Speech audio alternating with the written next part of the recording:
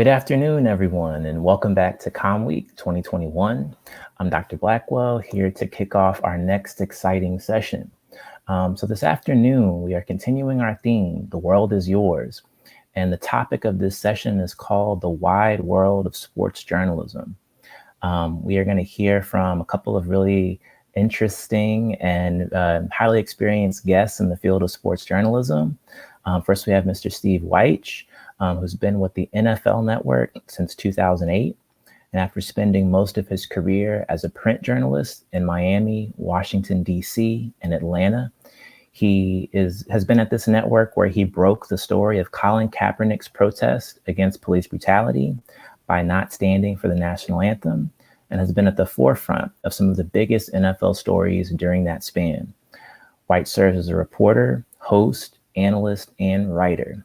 He also leads multiple projects on social justice initiatives, the Pro Football Hall of Fame, and the Black College Football Hall of Fame.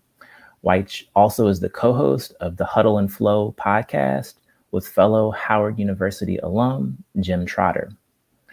We also have scheduled to speak to us this afternoon, Mr. Jerome Solomon. Jerome is an award-winning journalist with the Houston Chronicle, having been named the top columnist and a top 10 columnist in the country in Texas by the Associated Press sports editors. He's a Houston native who grew up in Acres Homes, has broad range, having majored in engineering in college and worked as a flight attendant before becoming a writer. He is the creator and producer of the television show Texas Sports Nation and Houston Sports Show, and he's a longtime host on ESPN Radio in Houston. An adoptive father of two preteens, Jerome admits that he is far better equipped to handle billionaire team owners and millionaire athletes and coaches than his lovely daughters. As the moderator this afternoon, we have Irie Harris, a senior here at Prairie View who is majoring in communication and minoring in entrepreneurship. Irie played an important role on the student team that helped to organize this year's COMM Week, and he was directly responsible for identifying and inviting these guests. So I thought it was only right to have him be the moderator of this conversation. So at this time, I'm going to turn things over to Irie. Thank you, Dr. Blackwell. I appreciate that. Thank you guys for everything. Where's Mr. Wyche is here? There you are. I'm in the house. Doing, Mr. Wyche? I'm doing great, man. How's everybody doing? Fine. We appreciate you being here with us today. You could have been anywhere else in the world, but you're here with us, and we appreciate that.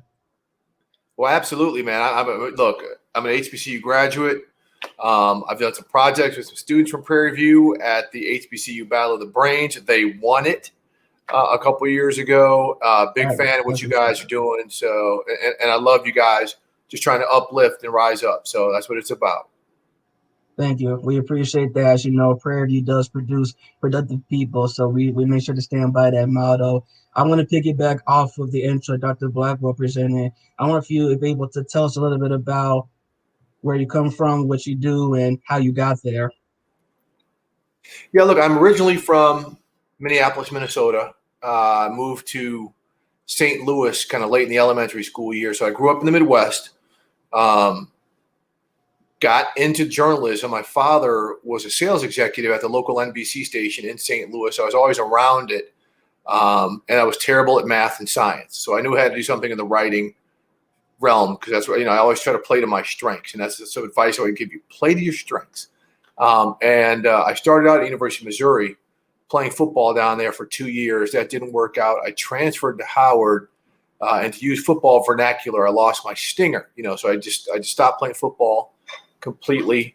Got into the print journalism field at Howard, worked at, was the editor of the student newspaper there, worked at the Washington Post while I was there as well.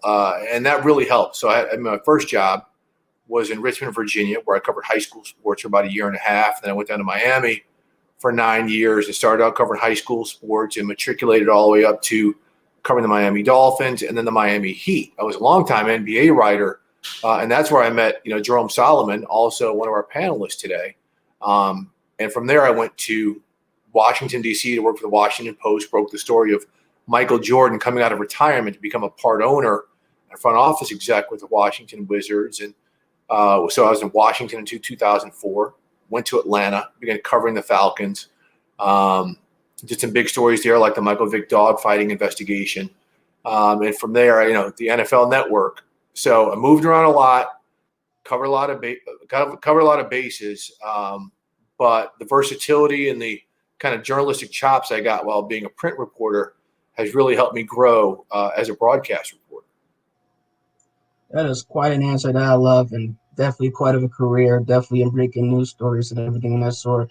On this journey, though, what do you think would be the most difficult thing about entering the world of sports journalism? Yeah, it's a weird time. The pandemic has really hit media companies hard. So it's got to be the more you can do, right? Because media companies, especially on the local and regional level, are not trying to spend money. So if you can do your own stand-ups, even on your iPhone, edit them, write the copy, and then somehow get them onto whatever medium it is, be it YouTube, be it for your local news network, whatever, that's going to help you, right? If you're a one-trick pony, if you're just someone who can sit in front of a camera and read copy, you're really going to be limited in today's world, even though you have a lot more outlets than I did. I mean, there's all kind of digital outlets and social media outlets where you can do things, but that's the hard thing, is actually being able to find a slot where there's a veteran reporter or a veteran whatever there, and you're trying to get in. That said, don't let that deter you, because these media companies, because of what happened last summer, because of all of a sudden they have gained a conscience, are trying to hire people of color. So that avenue has really opened things up. It is just a matter of getting recognized. If you just do your schoolwork and stuff like that, people aren't going to find out about you. You have got to raise your hand and DM people like me on Twitter and Instagram and somehow strike up conversations so we can at least introduce you to the right people and leave the rest up to you, because it's an interesting time. It's a tough time, but not the worst time. Understandable. So do you think you would definitely compare with more of that motto of it's not what you know, but who you know? Yes. Yes. 100%. It's always been like that. I mean, you heard me say when I was at Howard, I worked at the Washington Post, right? So I was in a newsroom with Tony Kornheiser and Michael Wilbon, who some of you may know from ESPN. I was in there with a lot of people, and a lot of really established and world-renowned editors. So when I applied for jobs and had that stuff on my resume and had them as references, and people could call them and vouch for me, I was in. I mean, so that's a very, very important part of things. Like if I recommend somebody, people will say, well, Steve Wyche is really trusted. He's not going to steer us wrong. That counts for something. So it's very important. And then it's what you know. Because if you go there and sham, then I'm done with you. Or whoever refers you is done with you, because you made them look bad. And then you made yourself look bad. And you made your university look bad. Look, we had somebody I vouched for from Howard at the NFL Network a couple of years ago. And the work ethic was not there. Everything else was there except for the work ethic. I had his supervisor tell me, after you let that guy go, like, I'm going to look twice at somebody from Howard again. I'm like, no, you're not. Because, we have a lot of good people, and that was just kind of the outlier. But to hear somebody even speak that way, to even threaten a reference of mine and for my university, which has put so many people in this business in outstanding positions, hey, that was a blow, man. That was a gut punch. And so there's a lot of things you can do besides who you know. Once you get into place, it is what you know, and you have to excel. Right. That actually did lead me to my next question of asking, as an HBCU grad, how different and how difficult is it as a sports journalist from an HBCU? Is it compared to someone from a PWI? The difference is the majority of the people doing the hiring went to PWIs, right? So say you went to Syracuse University, which has a great communications and broadcast program. Well, I mean, the person interviewing you may have gone to Syracuse. So you already have an established bond, right? So there aren't that many people from HBCUs who are shot callers in media newsrooms, in magazine outlets at the top of the food chain. right? So that's the big difference. Now, I will say there's a really good history of some HBCUs, and with any business, of putting people in certain industries, right? From Florida A&M's business school to Prairie View to what. So, you know, when you have outstanding people go shine in a realm, they're going to be like, hey, can you find us someone else from Prairie View? It so happens that the communications department at Howard University has, you know, Frederica Whitfield from CNN on weekends, Stan Verrett, Sports Center anchor, who graduated with me from Howard, and Gus Johnson, who calls games, you know, on Fox Sports. So we all graduated together. So we can always use that. And Michelle Miller, who does CBS Morning News, we can all say, this is our group. This is what Howard produces. This is how we do. And people be like, okay. So that's going to get your attention. So there's that part of it. It's not so much the people, though, coming through the pipeline. It's the people doing the hiring that differentiates PWIs versus HBCUs. Understandable. It is towards the end of March this year. I want to go back a little bit to last March when the whole world was affected tremendously by COVID-19. And now we're still in this pandemic. Can you talk about the beginning of the pandemic and how COVID impacted your work as a sports journalist? Yeah, I mean, look, it impacted all of us because we're doing this, right? This time last year, we're all trying to figure out how to do Zooms and StreamYards and everything else, right? And now we've got that part mastered. But what it did for a lot of us is, you know, we just couldn't be where we needed to be, right? I couldn't be at an NFL stadium, or I couldn't go interview somebody in person. It had to be established like this. So you're not having that human connection. And for reporters like me to be able to look at somebody in the eye or to sit by them, where my interviewing style is very disarming, right? I may be asking a very personal or a very tough question, but I'm asking it in this tone of voice like we're just having a conversation.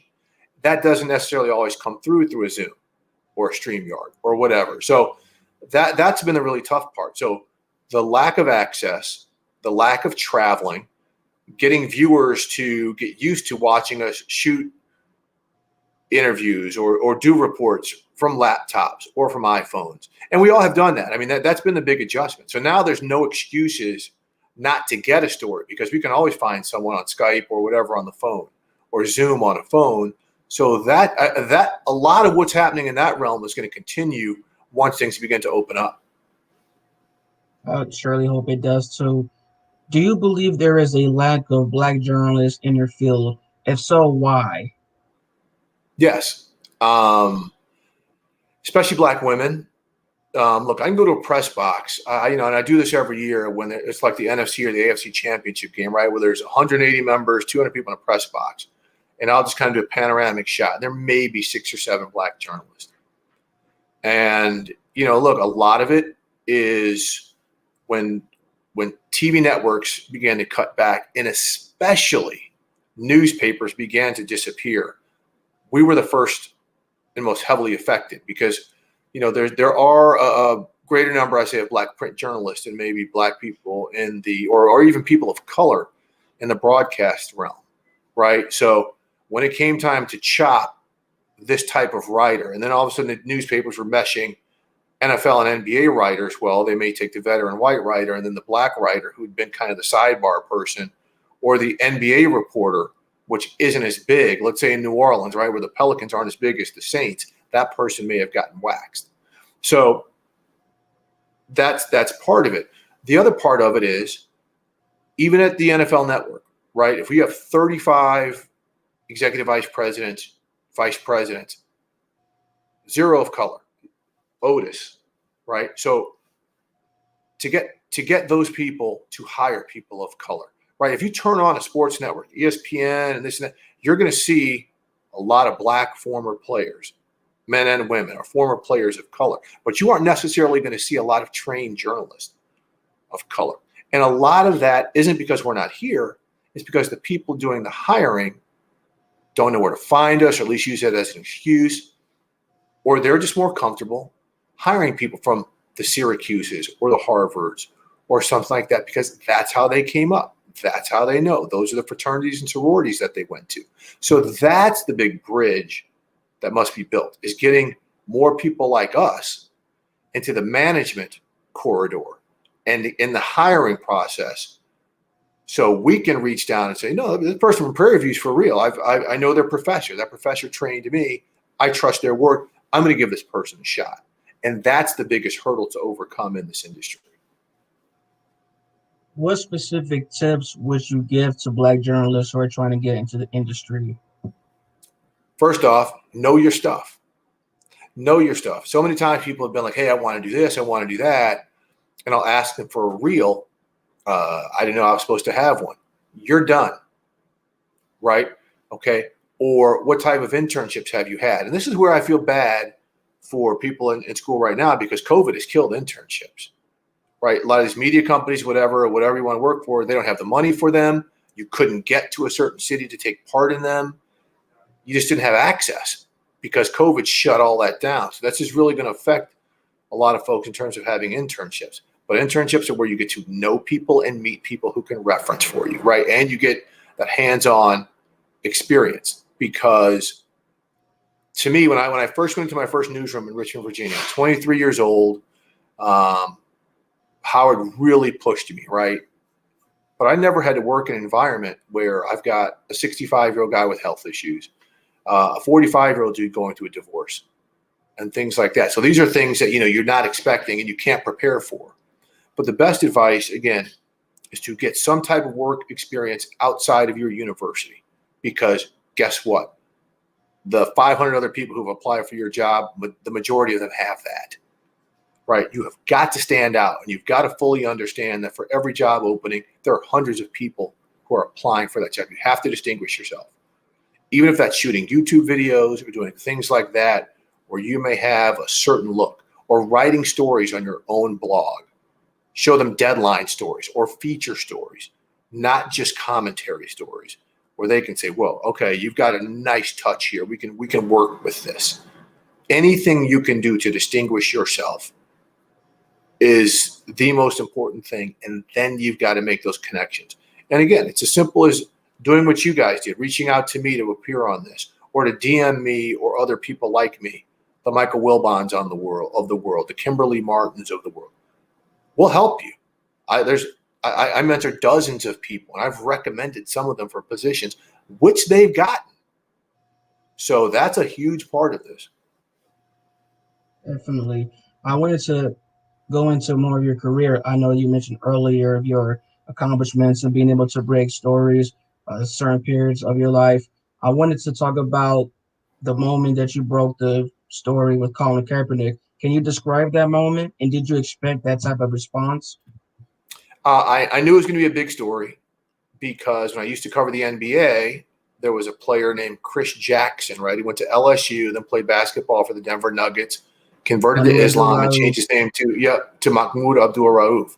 So back when I covered the NBA, he stood for the national anthem, but he would always hold his head down. He wouldn't recognize the flag because the NBA had an anthem policy. You players had to stand for it. So when someone asked for him why he's not recognizing the flag, he said, look, as part of my religion, I'm not going to recognize a flag that thinks it's okay for people to brutalize black people and to treat them a certain way. Many of the same things that Colin Kaepernick said. So I got a phone call. It was a preseason game, 5:30 p.m. on the West Coast. I was at the game, no camera or anything, because Colin Kaepernick had gone through a bunch of surgical procedures. This is the first time he was medically cleared to play under the new coach, Chip Kelly, who was supposed to run an offense that was going to showcase Cap skills and get him back to the Super Bowl quarterback he once was. So one of my colleagues said, hey, I was speaking with somebody with the Niners earlier who said Cap has not been standing for the national anthem the previous two games, but since he hasn't been in uniform, we don't know if there's anything to it.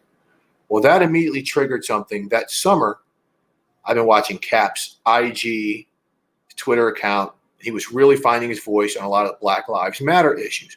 Remember, 2016 was just like last year. You had Eric Garner choked out by police in New York, Alton Sterling getting shot by police in a parking lot on video in Baton Rouge, Louisiana. You had all of these things going on. It was a presidential primary between Hillary and Trump. The temperature of the nation was accelerated, right? So when I found out Cap wasn't standing for the national anthem, I'm like, this might be bigger than him just maybe sitting down and tying his shoe. So he doesn't stand up. I've got a whole game now to process this because I can't talk to Cap till after the game. So I alerted my editors, like, hey, we might have something here. I had a previous relationship with Cap. So when he came off the field and nobody asked him about this in the open forum, I pulled him to the side. We spoke about it. He told me, he said what he had to say. And because of everything I knew he was standing for, the climate of the country, I was able to say, if you look at the lead of the story this day, it's not that Colin Kaepernick did not stand for the national anthem, which is how a lot of people interpret it. It was Colin Kaepernick did not stand for the national anthem in protest of police brutality against people of color in the United States. Plain and simple. No one had to ask or read anymore. This is what he did and why he did it. But of course, it got misinterpreted and twisted, because anytime you trample on the flag, it's going to offend a lot of people. So I knew it was going to be big. I figured it would have legs, not like the legs it continues to have. And at the time, the NFL was not ready for this, because a lot of team owners and people chose their sponsors and fans and how they would react, as opposed to addressing the issues of social injustice and judicial inequality. Mr. Solomon. Good afternoon, Jerome. gentlemen. I apologize. I won't waste time with all of the backstory for this, but it's been a bit of an adventure today. It's one of those things we learn in journalism, as Steve can tell you. We deal with what we deal with, you know. Be nimble. Well, as the coaches always say, control what you can control. Is like, but I need to control some other things, coach. Well, it's okay. We appreciate you coming, better late than never. Me and Mr. Wyche just have been having a good conversation, asking some questions. I'll ask a couple of the same questions to you, but since you just joined along, I do want to start off and ask where you're from. Tell us a little bit about what you do and how you got there. All right. Well, I'll try to make it short, even though I have a long story. I act like I'm not as old as Steve is, but, I couldn't tell at all. Hey, I look good for my age. What can I say? I'm from Houston, born and raised. This is my town, my city. And I grew up in the hood, as it were, in Acres Homes, the Fofo. People know that very well. And I was always a math guy in school and just excelled in math, was taking, testing college level math when I was in elementary school. So it's like, hey, every counselor I ever ran into was like, well, you should be an engineer because you're a math guy. So, of course, I went to college and majored in engineering. And that was the most boring thing I could imagine doing for a living. So I worked in engineering, worked for an engineering firm, and was not happy, was not working for me.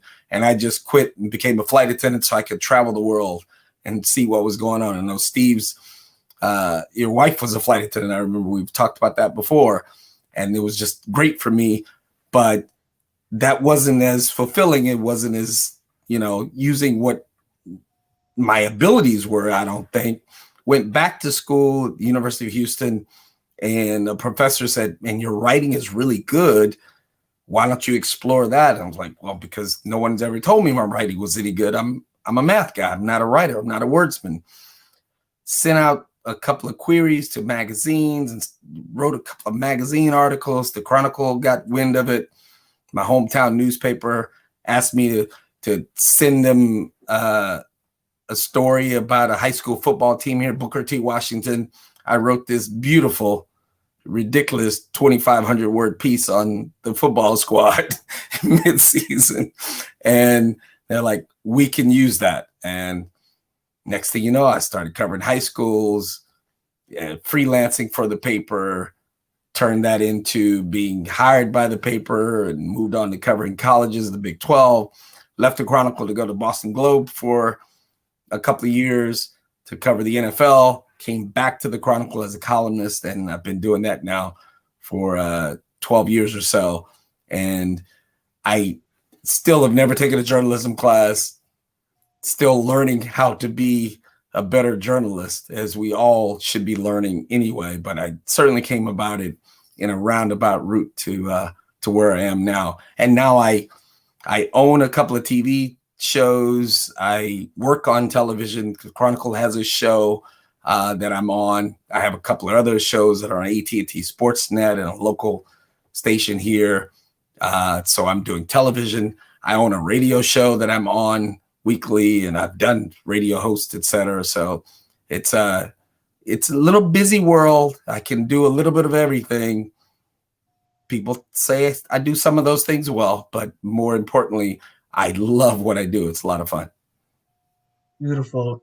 What it sounds like is this career in sports journalism pretty much came out of nowhere off of word of mouth, and you'd go and do your thing, and then boom. Yeah, pretty much. I mean, I mean, obviously, I'm sure Steve will tell you too. One of the things that I tell people about what I get to do for a living when I'm watching a game, I'm working. And on top of that, obviously, I get to go to the games and I get to interview people and be around them. And I've traveled the world because I've covered the Olympics in China and London and Greece, all over the place. So you get to see people at their highest high and lowest low. But there are a lot of hardcore sports fans who follow sports, like I do.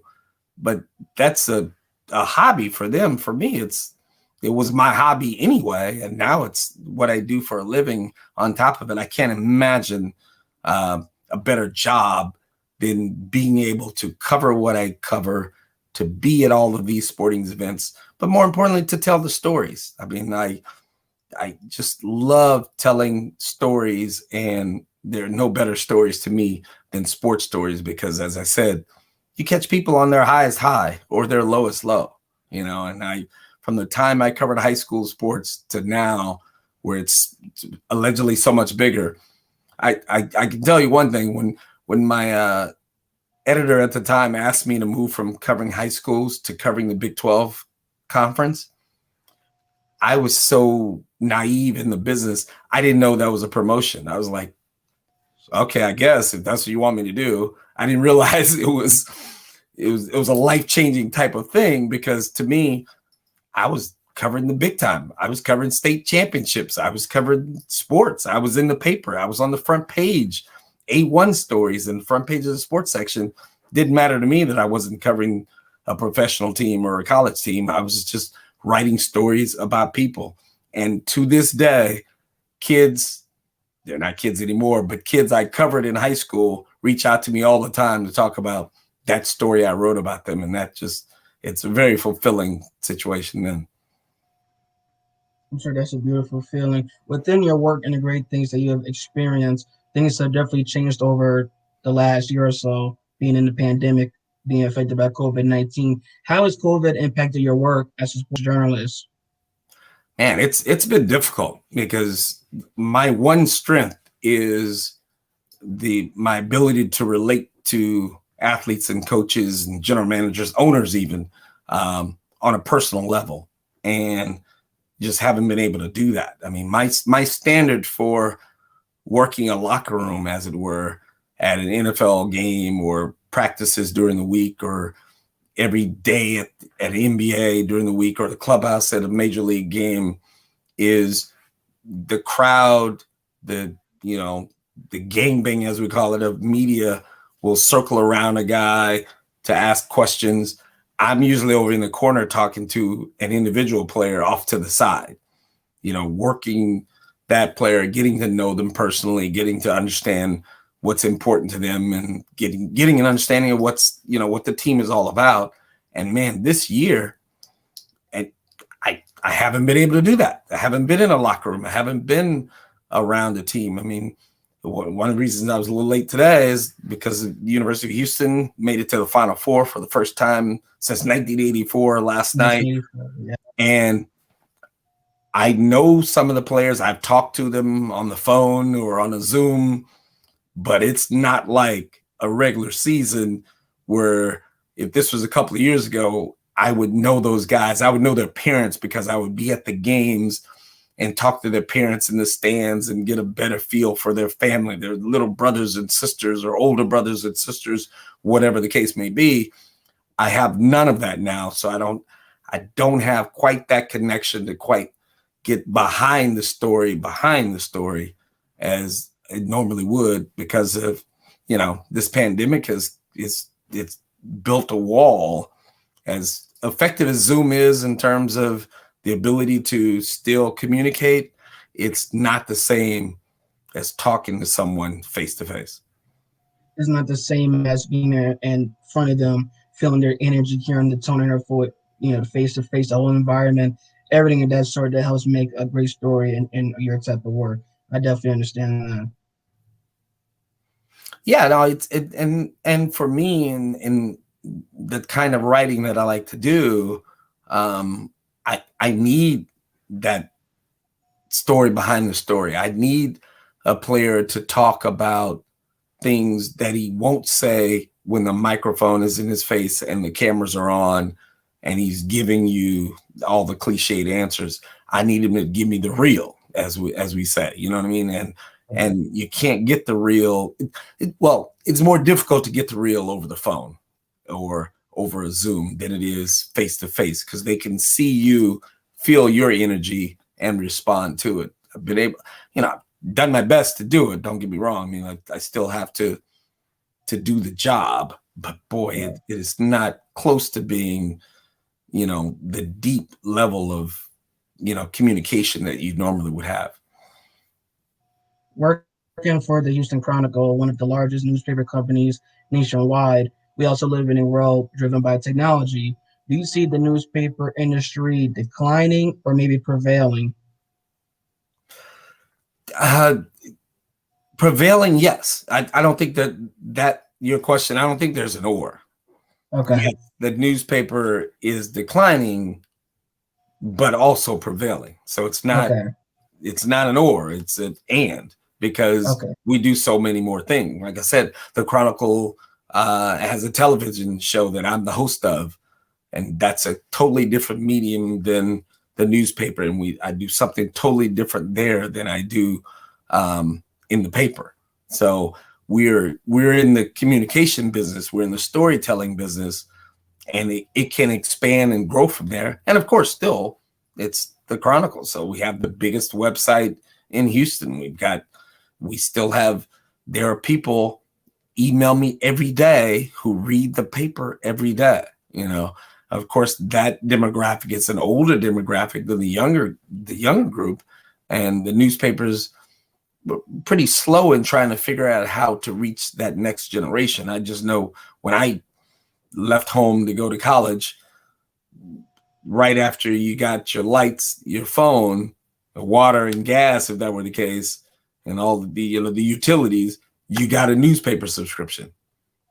The world has changed. That doesn't exist anymore. I went to school at University of Texas in Austin, 3 hours away, and I would get the Houston Chronicle every day delivered at my apartment or my dorm room, whatever, when I was in school. Can't get that anymore, because now we don't deliver statewide like we used to. So that's it. And I'm bothered by that. I'm like, man, wait a minute. We want to have them to have the paper, but they don't need the actual paper to read the paper. That's what the digital age has taken us somewhere else.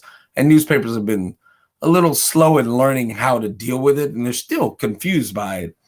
But the journalism doesn't change, but the newspaper business is still huge. It's just not a paper business necessarily. Irie, can I jump on something that Jerome just said that I think is important for all the people on this call to understand? When Jerome was talking about great stories, and there's so many rabid sports fans and things like this, one of the greatest sports editors of all time was someone I worked for named Jerome Solomon at the Washington Post. He said, never underestimate the IQ of the sports fan, because what is the one thing that an 8th grade dropout can talk about with someone who has 5 degrees from Harvard? Sports. So you can never underestimate. That's why if someone doesn't know their stuff and tries to kind of front on a story or act like they know, they will be called out in a heartbeat, because sports fans are some of the savviest and smartest in the world, even though they may not have that great formal education. So I think with Jerome pointing that out really emphasizes that point. In what we do, we have to be on our P's and Q's, and you can't BS anyone, because the posers will be exposed. Without question. I mean, people, it's what drives our industry. There are people who their lives are wrapped up around their sports fandom. They know more about the team than I do on many levels because they are reading everybody, they're in tune to it, etc., and they're working their own job somewhere else. So I can't come at them with something that makes no sense because they're like, dude, you don't know what you're talking about. You know? You're not on top of things. And so I need to know everything from all the sports across the board on some level, or I need to know, but it's more important that I'm honest and like, this is what I do know. This is, I know I can get stuff that you don't know, so I'm going to present that. But if I was out there just trying to, you know, and radio guys do it, and I'm not slamming radio guys, but they'll just say stuff because they're saying it without some background to it. I can't do that because you say something on the air on radio, it goes off into the air. You know, I put it in print. I go into archives all the time now. Receipts are there, Jerome. It doesn't get away, you know. Awesome there. What do you both feel about an aspiring sports journalist going to graduate school? Would you recommend it, or would you say that they should go into the work world? Jerome, since you had the adventurous career, I'm gonna let you start with this one. See, my advice on that one is probably going to be a bad advice, but a great point, I think, from me. Okay. Do what works for you. There's no blueprint. There's no right way to do it. As I said, I've never taken a journalism class, and now where I am, I've gotten to where I am, and I'm like, man, it would kind of been cool to major in journalism. Because good friends of mine worked at the school newspaper and, you know, wrote for the college paper and got masters in English and journalism and knew so much more about it going right into the business than I did. But I didn't let that stop me. I didn't let that prevent me from bringing what I brought to the table. And my bosses throughout the time I've been in the business have all said, you don't write like you were taught to do this. You're real. And they're not slamming the other, you know, the traditional journalists by saying they're not real, but I can't follow the journalism rules because I didn't know them all. I've learned them over the course of time. But yeah, if you're a person who you think you want to go to graduate school and you will benefit from it, do that. That won't hurt you at all. But if you're one like, I need to get out there and get it and start grinding right now, do that. It's very much a personal choice. It really is. Because, you know, like with me, I worked 20 hours a week at the Washington Post while being the student editor of the student newspaper and graduating. I didn't want to take another class. I was ready, right? I wanted on-the-job training, but I was also, I think, mentally mature to handle everything that came. Not everyone is ready to deal with the grind of the real world because they've been in an academic structure, and maybe they need that extra 18 months or 2 years to get a master's degree. Or it depends on your university. A lot of universities may have mass comm degrees, but they don't necessarily have anything as pointed as television production or something like that. So that's where a grad school can really help you. I mean, a lot of it just depends on what your university has, where you are in your own headspace. I mean, I was ready to go get it, and I had the means, again, the avenues to get there right after graduation. A lot of people, if they don't have an opportunity to get a job, maybe grad school someplace where they can make the, you know, let's say you go to a school in a small town, you go to grad school in Chicago or Nashville or someplace like that, where you can make certain connections that can get you into the pipeline that's there. So it's an individual choice. It's what you want to do and just how prepared you are to take things on, such as paying your own bills and dealing with people who don't really care about you like a professor might. And one other add-on to that also is the world of journalism is changing so quickly. I mean, what you do now is so different than what we were doing 5 years ago and 10 years ago and 15 years ago. So I'm not even sure that the grad schools are as on top of it Right. It's a good point. Someone who is already in there working it. You know, if you get a graduate student who just walked out of, you know, getting that master's versus someone who's been, as Steve said, started working while he was already in school and has been there for 3 or 4 years while that other person was in grad school, I think the one that was working might be ahead. You know, it's very much an individual thing about what they're about. But boy, it's good to have that label on you, you know, that flag you can wave that I have a master's. But it's like the NFL draft. You can be, hey, I started at Michigan as quarterback. And they're like, so we want this guy from North Dakota State. You know, it doesn't matter. Hey, what do you bring to the table? Angie may be $50,000 more in debt. That's certainly a factor. Understandable. I have just one last question before we move on to the Q&A. I just enjoyed sitting here listening to great answers and perspectives from the both of y'all. To end off this part of it, I want to ask, in your opinion, what does the future of sports journalism look like? Were we supposed to be psychic?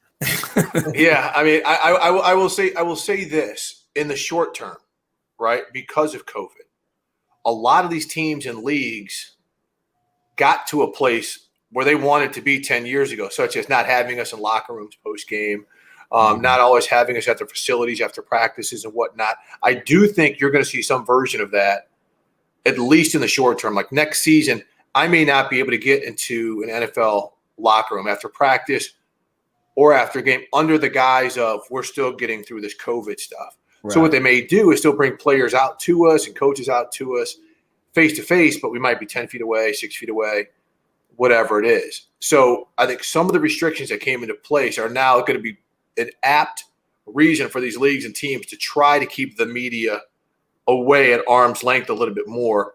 And Jerome, and I want you to point to this because you said you own, you know, some of your own production companies and things like that.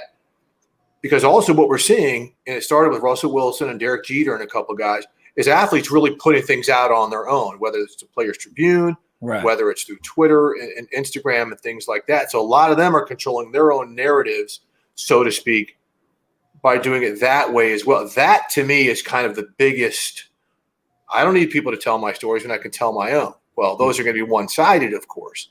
Right. But yeah, that's more of what's going on. Yeah, that's a significant point. But it's also even within the and this is from, you know, Steve and our vantage point of we want more access, and we can see already that the leagues and teams will be like, hey, we don't have to give them that access. Right. Well, the one huge difference in now versus when they wanted to do that 15, 20 years ago is, well, now we have much more access directly to athletes than we've ever had before. I mean, we're used to be able, we were covering colleges or whatever, and people did with the pros too. You could look up the mother and father's phone numbers and contact them and work your way around to the athlete. Now you can DM them. You know, you can follow them on Twitter or Instagram and connect with them directly there without going through the team. And I've done many interviews with athletes that had nothing to do with the media relations department at the school or the team or the franchise. And so as they try to push the media away, you just have to be, you know, go about it a little different way. It's a different kind of work. It's a different situation, but you still, as Steve and I said, you're trying to tell a story. And most of the time, as much as there's some, you know, combativeness there, the teams want you to tell great stories. They want that, but they don't want you to tell the bad stories. You know, they almost don't even want you to write about a loss. like, well, wait a minute. It's not my fault you lost. you could have won. You did. I mean, I was going to write a story regardless, but it is much more of a challenge than it has been. But going forward, we're going to see a lot of more of people reaching out directly to athletes, getting those same stories, just going about it a different way. But when you do that, you got to have credibility, right? So like Jalen Ramsey, who the corner defensive back for the Rams, is not a big media guy. And We put in all kind of media, interview requests for him. No. I hit him up, DM. Jalen, I want you to come on my podcast. What you need? This and that. Because that's who you are. Right. Exactly. Credibility matters. And look, guys, and us as Black folks, a lot of times we're kept on the fringes, but this is a way we can connect with the Black athlete or with the Black coach. So don't be afraid in that regard either. Oh no, and those shared experiences are valuable and pay off for you. But like you said with Steve, like people often will go, "Oh, he got that story because he's Black." It's like, well, wait a minute. So the white guy get the same story. He didn't get it because he was white. Like it's an unfair playing field in that sense. But man, especially for the audience that we're dealing with here today, the younger journalists, people trying to get into it, don't ever be ashamed of who you are and where you're from and your particular connection to an athlete that might pay off for you, because you're from that generation. I know when I got into this, I was younger and I was like, hey, I see these people in places where I am. I'm not chasing them as a journalist. I relate to them on a different level. I relate to them because, we have shared experiences. We're from neighborhoods that are a little bit alike. And now I relate to their parents. And their parents reach out to me and go, man, you really told my son the story well, or you told my daughter's story well, and I can relate to that. And it means something to them. So I would be, dishonoring my position to hide from that. Definitely great answers there. Now we start off our Q&A. The first Q received is, has working in sports journalism affected your ability to enjoy sports as a fan? Oh, yes. Can I take that one? Yes. Oh, yeah. Because you distance yourself so far from it, because you have to be unbiased. And I do think in the last 20 years, there's been a change of people being much more willing to say I'm a fan of something and still be a journalist. I can't do that. I taught myself not to be that way and not to do it. You can say, well, kind of easier in Houston. Ain't nobody won nothing around here for a long time. But every now and then, like U of H last night gets to the Final Four. How the hell am I not going to act like I didn't grow up on U of H basketball, that I didn't worship Guy Lewis and Phi Slamma Jamma and those guys? Like, I wouldn't be honest if I didn't go, U of H means something to me. It's where I went to school. It's my city's team. And it's great to see them back where they are. Doesn't mean I'm not going to slam them if they get smoked in a game or anything. But no, but the joy is not the same because I'm in the stadium. Yeah, real quick. One of the things that I tell people, I've gotten from some people before about the Texans, like the Texans don't matter because they came much later in my life. But I've gotten people saying, man, you write so mean about it. It's like you take it personally. I'm like, well, yeah, I kind of am, because I have to go to the game. I have to be there for every Sunday. How bad the team is, and I'm still, I can't change the channel like a fan can. So in some ways, not being a fan doesn't matter. I'm at the game every week, so I want I root for me more than I root for the team. I want an exciting game. I want the Texans to go 16-0 and win every game in overtime, or go 0-16 and lose every game in overtime. No, you don't. 8-8 does me no good. You know I would write a book if they went 0-16 and lost every game in overtime. You would have to. It's the story. But here's the other thing. It's not that, okay, as a fan, like, I love watching the NFL and I love watching the NBA and I love watching a good Major League Baseball game, and I love English Premier League soccer, right? But in terms of like a rooting interest, absolutely not. I mean, the only team I really root for is the St. Louis Baseball Cardinals, right? Because I've never covered Major League Baseball. That's a team I grew up watching. But when I cover an NFL game, I'm not taking it from any type of I really want this team to win because their players are better interviews. Whatever angle, I've got no rooting interest because so many of the people that you may come up covering, they're on different teams now. The coaches are on different teams now. It is an operational business. Right. And so that's how you have to cover it. But if you're working for a local team, yeah, Jerome talking about doing something with the Texans. He's got to cover the Texans in and out, and you got to shoot it straight to the people who pay their money, either through cable television subscriptions or to buy tickets, who follow the Houston Texans. And even if the stories are ugly, you're finding out what's going on with a very dysfunctional franchise. I mean, that's just part of it. But in terms of watching sports as a whole, you better believe I'm watching Wimbledon, or you better believe, I'm watching the NBA Finals. But in terms of rooting interest, very hard to have. The thing I think you left out of there, though, Steve, you show up at a stadium. I mean, you're there during the week doing some other stuff, but when the game is on Sunday, you're there for a football game. You don't care who wins or loses. Nope. But you're going to marvel at the excellence that you see.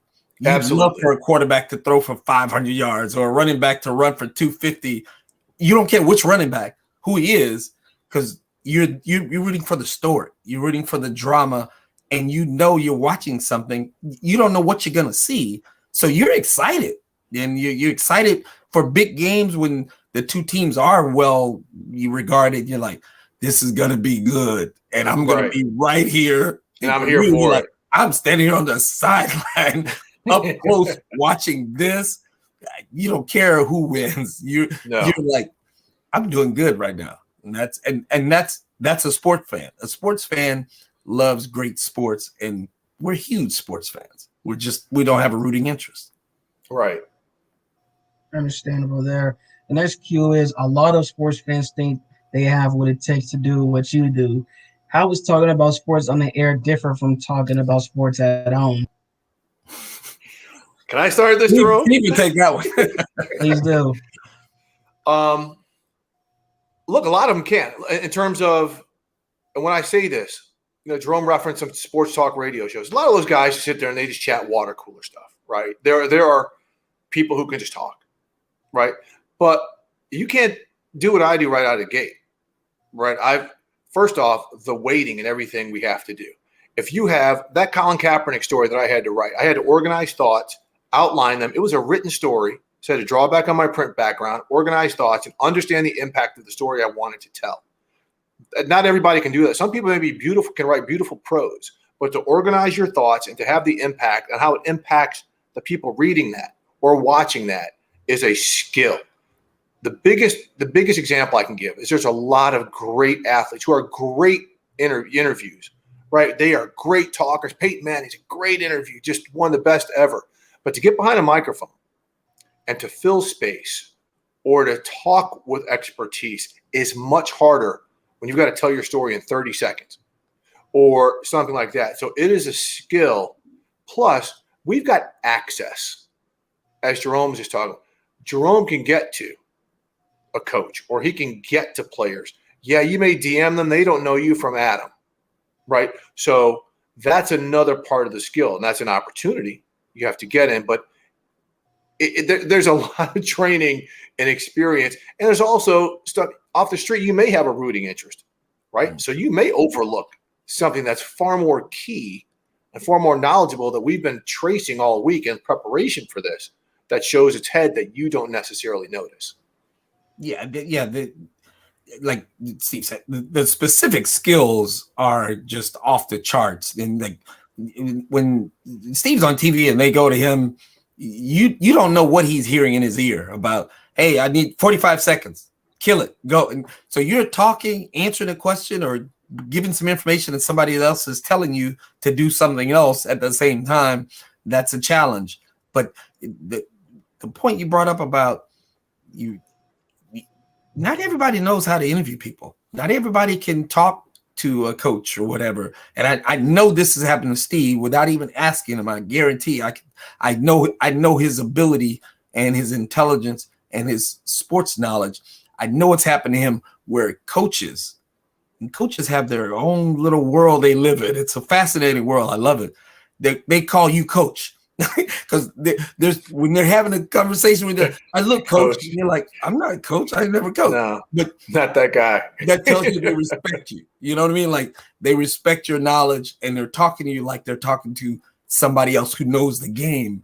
And when you hear that, you're like, yeah, see, he's I'm a guy. I'm one of the guys. I'm in the mix. And you can't get that off the street. You can't get that, you can watch people on TV and you go, oh, I can do that. No. I can yell like Stephen A. No. You can yell. No, you can't. You can't drop Stephen A. You know what I mean? No. It doesn't work that way. I was gonna say it might look easy. To me, it doesn't even look easy. It goes when I see these guys do what they do, I know that's not easy because I do it. And people go, man, you look like you're comfortable and having fun and you're presenting the shows on TV that you do. Like, yeah, I am, but I've got a lot of other people who I put on my shows and I see them and they look like a hostage. And I know they're not comfortable doing it. And I don't know why I am. I'm not acting like I'm the greatest or anything, but it's not nearly as easy as some of us look. Yeah. Mm-mm. For sure. How have you seen the coverage of sports change in light of the Me Too movement or the current coverage of Deshaun Watson? Man, that's a tough one. In that that's a tough one. There are a lot of layers to that. I think there was a time where, and this is not about sports to me, and so when people say, and they put it in the lawsuits, each one of the lawsuits has a line. And I'm not going to give you the exact wording right now because I don't have it in front of me, but there's a line in each lawsuit that says the NFL harbors or promotes, a sexual harassment environment. Like they're blaming the NFL for what Deshaun Watson has done. And in all of these cases, whether it's, a domestic violence situation, drug situation, DWI situation, or Deshaun Watson situation, I tell people there were thousands and thousands and thousands of people arrested for that last night. They weren't in the NFL. It's not about sports. They were lawyers, doctors, plumbers, yard men, accountants, all across the board in all kinds of professions, unemployed, who were arrested for these types of things. When not the Deshaun thing, he hadn't been arrested for it or charged or anything. But when a case comes up and people go, that's what the NFL guys do. Like, no, they don't. Everybody does, or people do that. And so I start with that I take the incidents away from sports because most of them are not sports related, So now in the Me Too movement, specifically what the question was, I don't know if it's more challenging because you're always supposed to be fair. You're always supposed to pay attention to what else is around. I think journalists before our era of journalists maybe didn't, because the world did, because that's the America that we grew up in. That that's why there needed to be a Me Too movement, because women didn't get treated properly in these kind of situations. They do now, but it's not about sports. It's about, that's the way it ought to be and should have always been. And sports coverage has changed. I mean, let's not make any bones about it. And the Ray Rice videotape from years ago was the game changer, where he punched his girlfriend on video. We heard the story, he smacked his fiance, or I think it was fiance at the time. He smacked her, so people were like, okay, let's see how this plays out. Then you see a video of the strong football player punching his wife in an elevator, and she's out like a sack of hammers, right? So they're like, oh, okay, that's the game changer. That's when the awareness of everybody who saw that from a supposed good guy said, we can't have this stuff. We cannot have these guys going around hitting women. Remember, his original suspension was 2 games, and all of a sudden they gave him 6 to all of a sudden to a season, right? So, and he's never played again. So that's when, especially in light of the Deshaun Watson situation and other things, it has taken on a completely different sensitivity. Like with Deshaun Watson, the difference is these are civil charges. And Jerome and I, in our careers, and I've been doing this for more than 30 years, Jerome is right there with me, right? We have gotten all kinds of letters and emails and things from women and men who are accusing these guys of things that don't turn out to be true, whatever. I'm not saying this isn't true, but we have really got to tread lightly on this. And for Deshaun Watson being a quarterback, everything is elevated when you are an NFL quarterback. Nothing. Colin Kaepernick, had it been an outside linebacker who did that, nobody would have really cared as much as the fact that Colin Kaepernick was an NFL quarterback. Quite a few other players have knelt during the anthem, and correct. But really, I think in terms of social sensitivity to women's issues, to sexual abuse, that all relates to all of us, right? I came from a mother. I've got a sister. No, so now we are able to, as men especially, have a heightened awareness to this, especially with so many of our female colleagues and things like this in our workplaces, instituting a lot more sensitivity rules and things you can and cannot say that are acceptable and not acceptable. That goes to the coverage. And that's why I think it's not a change. It's a change, but the world changed. Right? It's evolution. Yes. That's exactly what it put it. Because man, I read archive stuff all the time, and I'll go back and read stories about what an athlete did or a situation that happened, and it was a minor note in the back of a newspaper. It wasn't the front page story. It wasn't the front of the sports section, and it wasn't discussed outside of whatever town that athlete played in. Right. Whereas now, anytime something happens, anytime an athlete does something, we're all talking about it. Doesn't matter where he played, where he is, and that's a huge difference. And that's because of the awareness. We pay more attention to it, and it's unacceptable. I just really wish it was always unacceptable, but it wasn't always unacceptable. My first column about the Deshaun Watson thing, I said, I'm not going to go into the details of what's been alleged because it's just been alleged. I'm not going to go there, but I'm not going to, push it off to the side either. The boys will be boys thing was the approach that journalists taken in sports for probably 100 years. We're not doing the boys will be boys thing anymore. Well said. Very well said. When speaking about covering players, do you ever feel pressure to censor yourself to avoid offending a player you like?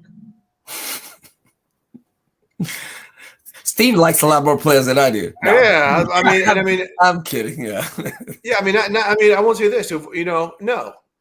I mean, if a guy messes up, he's going to mess up. If a guy does something, you have to talk about it. You have to report it. Years ago, when I used to cover the NBA and the Miami Heat, great guard, all-star guard Tim Hardaway told me one time, at least just let us know it's coming. We know we're not perfect. We know when we mess up, it's going to happen.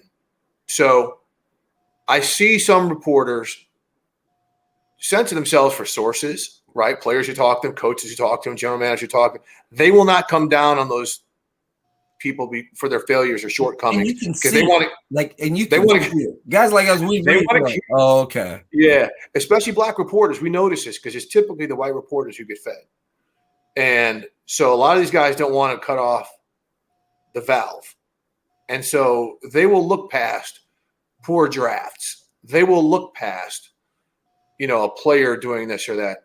Now, journalistically, to me, I censor myself in if it doesn't add anything to the value of the report, then why does it need to be in there? Like, why do I need to say like such and such did this? And that was a result of it. I mean, if it doesn't add to it, and that's a lot of times reporters who try to get that edge, they will put in what I consider minutia, things that don't add to the value of the story. Now, that's subjective. It may add to the value of the story to them.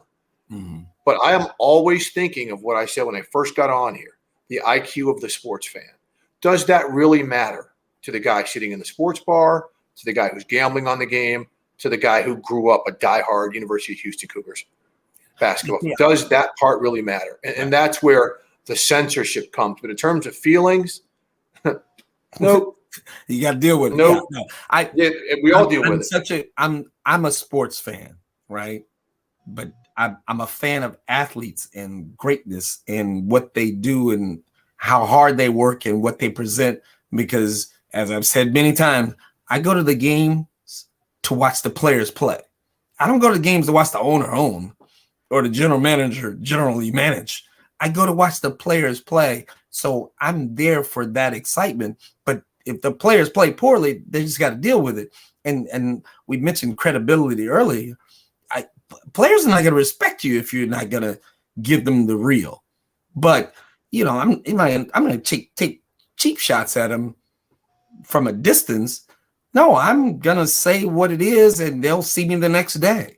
And I've had many times where do like, oh, you were killing me yesterday. Like, well, bro, you threw 3 interceptions. What do you expect me to do? And usually most times it's not even a big deal.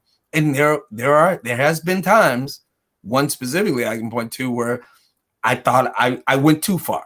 You know, like Sage Rosenfels was a quarterback for the Texans, and you know he was a backup. He hadn't played much, and he got in the game, and he was just killing the Colts, dominating the game.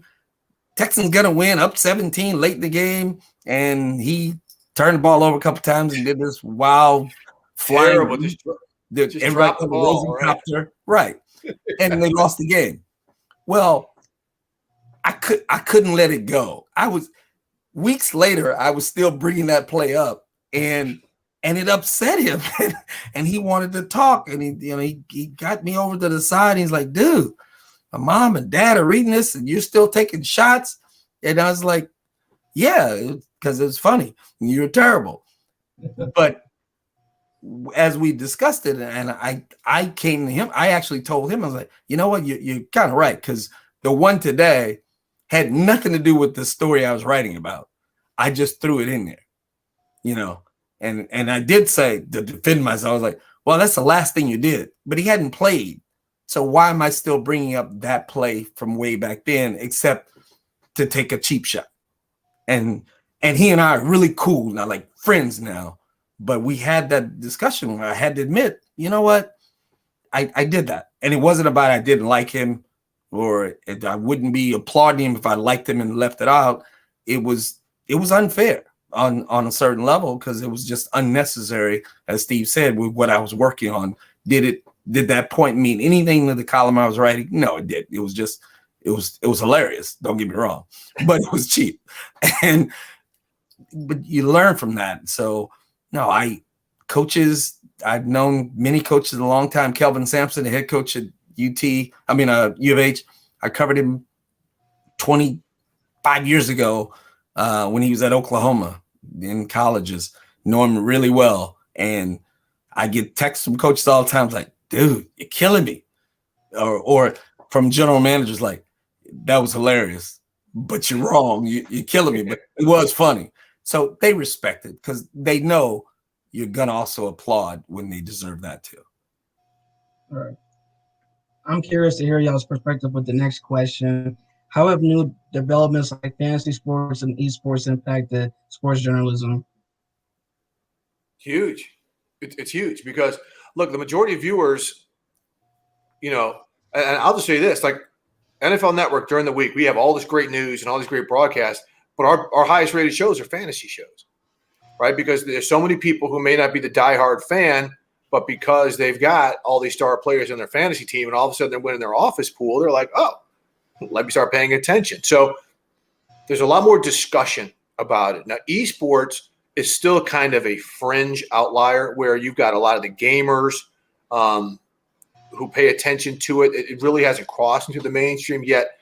You know, we're showing shows on TNT and things like that with these big arenas full of watching people play these fighter games and these teams do all this stuff. The NBA has invested. There's like a 20-team esports NBA league, so they understand the rise of it, but that's still kind of a niche deal. That's not part of the overall sports conversation. But fantasy sports, 100%, because it's something that's all inclusive.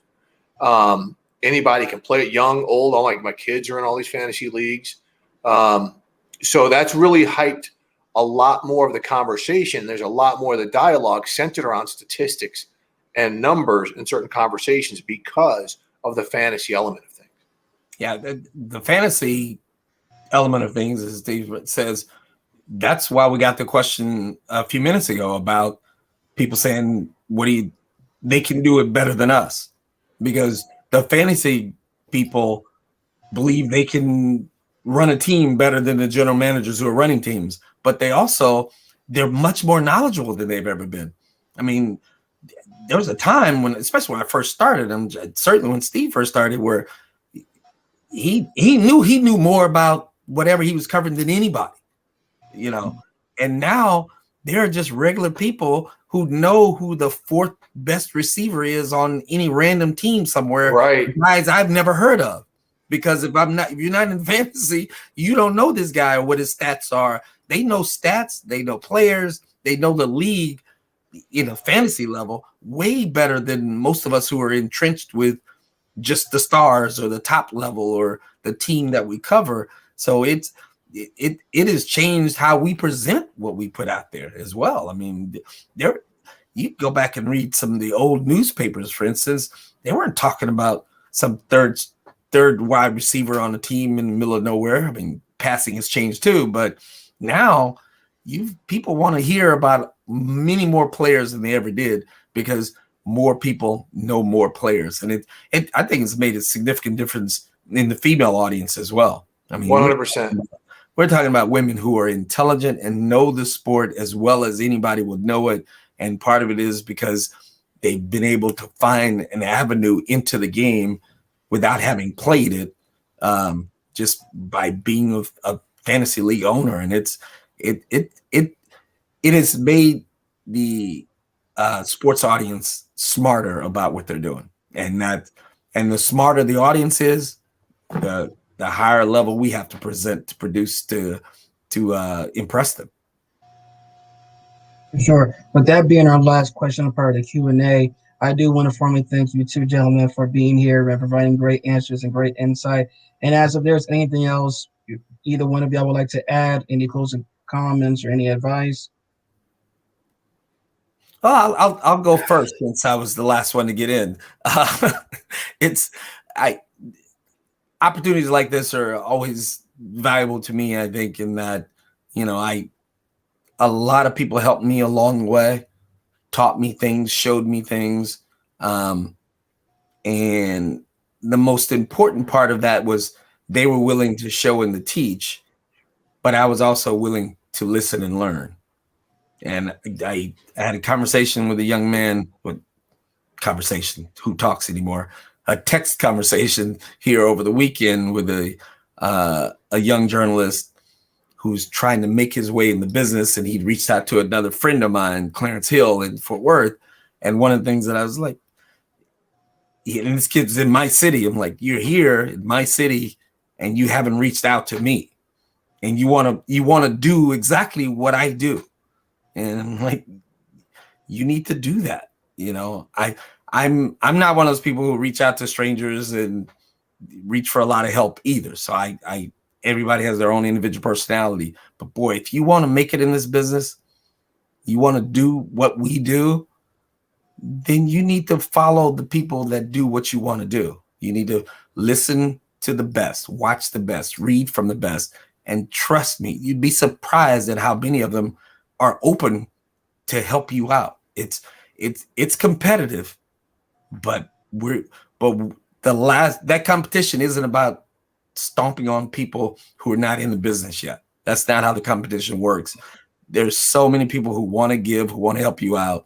And yeah, we get busy. There are times you might go, oh, I thought this guy would talk to me and he hadn't talked to me. And I'd send him a message and I hadn't heard from him. But you'd be shocked at how many times we'll spend hours working with you on something. If you catch it at the right time, don't be afraid to ask. And Jerome, and look, especially among Black journalists, it is so united across the board here to uplift. Like we're confident enough of what we do. We're not threatened by someone reaching out for a hand, because we know we need more Black journalists and more Black producers. And what Jerome is getting into ownership, right? We need more shot callers. So anything we can do to help, we're there. Like I said, you've got Jerome will give you his Twitter and his email. You know, I've given you my information. So reach out. I mean, it's something that we do. Couple other quick notes. Don't be having no smoking blunts, drinking beers, any of this stuff on your damn social media. People follow that. I'm telling you right now, one of the first things you find in a job application are give us your social media handles. They will find your stuff, okay? People are screenshotting it. Do not handicap yourself out of the gate by doing stuff and stupid stuff and advertising it, okay? So those are a few pointers right there. And also understand that anything you want, there's at least 1,000 other people who want it. Keep that in mind every time. What are you going to do to distinguish yourself from that other person, whether it's making connection with me and Jerome, who can vouch for you, or if it is presenting things differently, or being able to write with just an absolute gift of being simple thing like organizing the first 5 paragraphs of a story. That's a difficult thing to do. It takes a long time to do it. But if you are able to get that skill down, that is hugely important. But it is a real. And these particular skills that we're talking about, or we mentioned, in passing here during this conversation, these skills these are not things that are unattainable.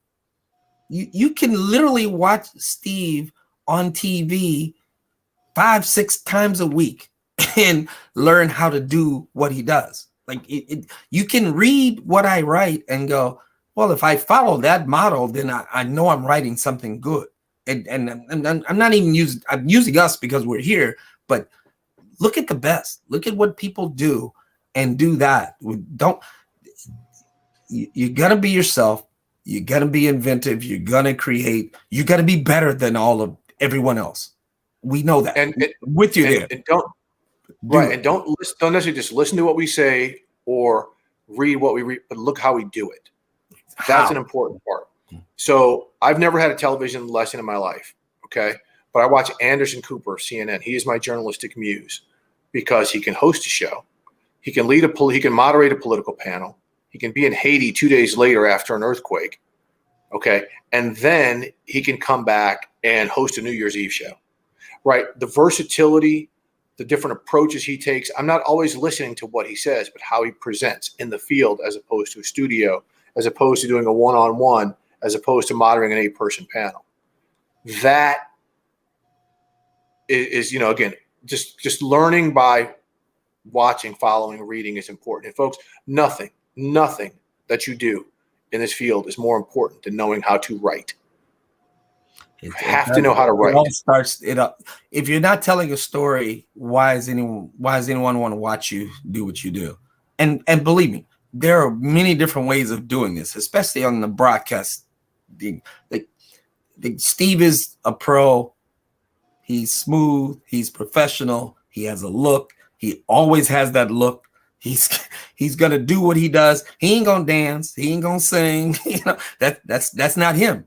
If you want to dance and sing, you can do that, but make sure you're doing it with the best writing and storytelling that goes with it. You're not just there for a show. You're there to provide information, and of course, you got to entertain if you want to be an entertainer in an entertainment business. But I'm much more entertained when somebody tells me something that's important than I am if they're just being crazy. And trust me, there are plenty of people who just be crazy, and they can succeed in this business. That's harder to do. it's a little more challenging. It's not what we do. It's not what we do at all. And there's no right or wrong or better, but trust me, most of those people, to be fair to them, they know how to do what we do too. They just also have a whole lot more other stuff happening with them. You can't jump to them without starting with the basics and really writing clearly, concisely, reporting, talking to people, learning how to interview. Interviewing is a challenge, and I know that Steve, I'm sure you had to deal with it the same as I did. A interview for a story or writing, for journalism, for a newspaper, completely different interview than for TV. Yep. A whole different world. you got to learn the differences. You got to put in the time to work on that, because interviewing is a learned skill. But I'm telling you, I get so often now where at the end of the interview, the subject will go, man, and nobody asked me that question before. Oh, wow. How'd you know that? So I did a lot of work before I sat down with it. That's when you know you got a good one. That's when you know you did it well. Sure, for sure. Great answers. Thank you guys again for your time here. Truly appreciate the great insight and answers. I don't even know what else much to say. This has been a classic conversation. But thank you guys again. And and here's Mr. Blackwell coming up now. Yes, just to echo what Irie has said, thank you to our panelists, Jerome Solomon and Steve Wyche, for just so many important tips and insights into the field of sports journalism. I know that our audience benefited greatly from this and are deeply appreciative that you were willing to give your time to be here.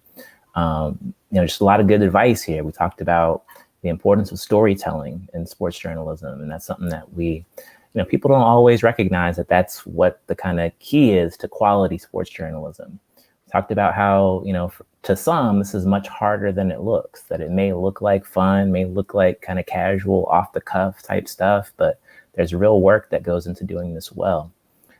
We heard that we got to study the best if we want to be able to do this at a high level. And one of the things that really stood out to me, if I'm a student, is don't be afraid to reach out to people. Both of our panelists said this in their own way, and I think that it's important that you heed that advice if you're somebody who wants to do this for a living. Be willing to listen, be willing to learn. Yesterday afternoon, we heard that, being a college student, one of the benefits of it is you'll never be in an environment where there are so many opportunities coming to your doorstep, essentially, as there are when you're on a college campus.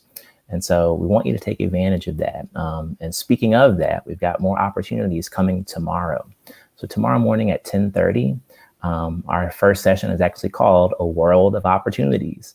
It's about careers in public media. So we're going to have a large panel tomorrow morning of public radio and public television personnel. The moderator for that session is going to be Mr. John Hughes, who's the general manager of KPVU-FM, which is the on-campus radio station. So we encourage you to be there for that session. And then tomorrow afternoon at 2 p.m., our session is called Balancing Between Worlds, Versatility in Media Careers. It's going to be a one-on-one conversation between me and Mr. Marcus Sullivan. Mr. Sullivan is an on-air personality in radio. He's the morning show host for 91.7 Engine Radio here in the Houston area. He's also the owner and founder of his own online radio platform, Blessed Beats, and he happens to also be a freelance reporter for TMZ. So we'll talk about what it's like to kind of operate in these different arenas as an entrepreneur, as an on-air personality for an established station, and then as a freelancer for a big company like TMZ. Should be a pretty good conversation. So once again, we want you to be here. PVMUTV.org/COMM week is where you can find all of our sessions.